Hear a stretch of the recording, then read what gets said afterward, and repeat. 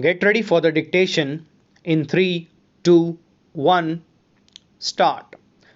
Mr. M. L. Verma, the learned senior advocate, primarily made following threefold submissions before us. His first submission was that the interest which was payable pursuant to the orders of this court on the extra amount taken and received by the respondent in terms of the interim orders of this court is payable till the date when extra money taken by the respondent was refunded, but instead the respondent coal company has computed the said interest only till 30/4/2008 and not till 28/6/2008, when the aforesaid extra money taken by them was actually refunded.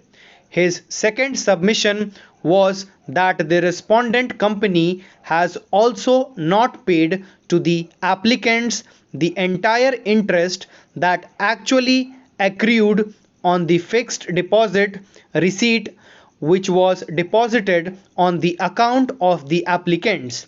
It is next submitted by him that the writ petition of the applicants registered as writ petition number 6629 of 2005 is still pending disposal in the High Court of Judicature, Bombay, Nagpur bench, and the High Court did not take up the writ petition for final disposal as the issue with regard to excess amount over and above notified price paid prior to passing of the order dated 4/7/2005, that is from the date of which e-auction scheme came to the existence, is pending consideration before this court. He further submitted that since now this court has disposed of the said issue, there should be a direction to the concerned High Court to dispose of the aforesaid writ petition as expeditiously as possible.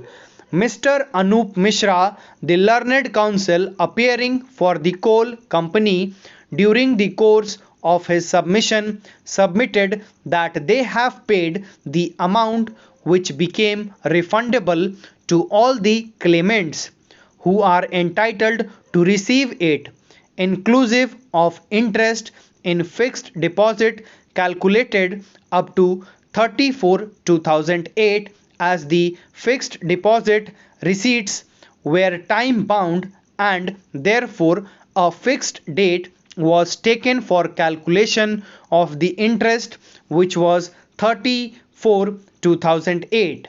He also submitted that whatever interest is due and payable to the applicants have already been paid, while refunding the amount due and payable to the applicants. He further submitted that the coal company has no objection if a direction is issued to the Bombay High Court, Nagpur bench for early disposal of the aforesaid writ petition. According to him, the issues raised in the said writ petition would now be governed and covered by the decision of this court. While considering the aforesaid submissions in the light of the pleadings of the parties, we find that the area of controversy and the dispute between the parties as highlighted in the present application lie in a very narrow compass. For during the course of the arguments, Mr. Mishra, learned counsel for the respondent coal company, has fairly stated that the coal company cannot have any objection to pay the interest accrued on the amount payable to be computed up to 28/6/2008, when the amount came to be actually refunded to the applicants.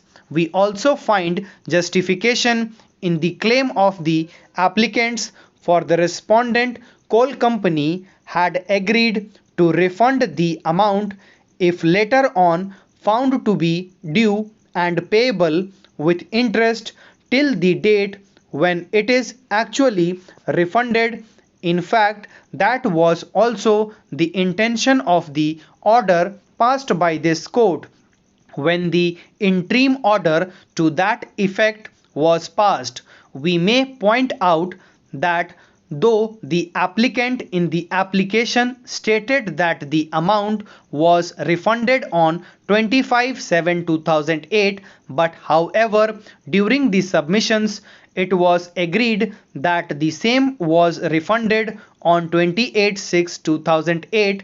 According to us, since the applicants were refunded the extra amount deposited by them only on 28/6/2008, they are entitled to receive interest computed and calculated up to 28/6/2008 and not till 30/4/2008, for which there is no basis at all. Stop.